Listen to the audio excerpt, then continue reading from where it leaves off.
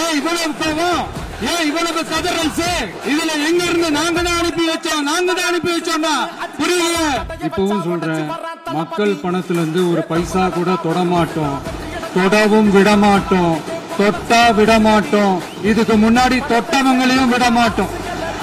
ஒவ்வொரு ஊழலா வெளியில வரும் போல, ஒவ்வொரு வேஷமா கலைஞ்சிரும் போல இங்க இருக்கிற நிறைய பேரு நடுங்கி போய் இதுல நம்ம மேல அவதூறு வேறு. இப்ப புதுசா ஒரு வெப்பன் ஒண்ணு கொண்டு வந்திருக்காங்க. அது என்ன தெரியுமா? அவங்க தயவால தான் நம்ம ஆட்சி நடக்குதான். மக்கள் தயவால இந்த ஆட்சி நடந்துகிட்டு இருக்கு. மனசாட்சி உள்ள சக்திகளோட ஆதரவால இந்த ஆட்சி நடந்துகிட்டு இருக்கு. நாங்க தான் அனுப்பி வச்சோம் அப்படின்றாங்களே. அனுப்பி வச்சவங்களுக்கு மினிஸ்ட்ரியில இடம் கொடுத்தா ஏன் கதறீங்க? ஏன் இவ்வளவு கோபம்? ஏன் இவ்வளவு கதறல்? இதுல இன்னொரு முக்கியமான விஷயம், மார்க்சிஸ்ட் கம்யூனிஸ்ட் கட்சி நமக்கு ஆதரவு கொடுத்தது சுயேட்சையா எடுத்த முடிவுன்னு சொல்றாங்க.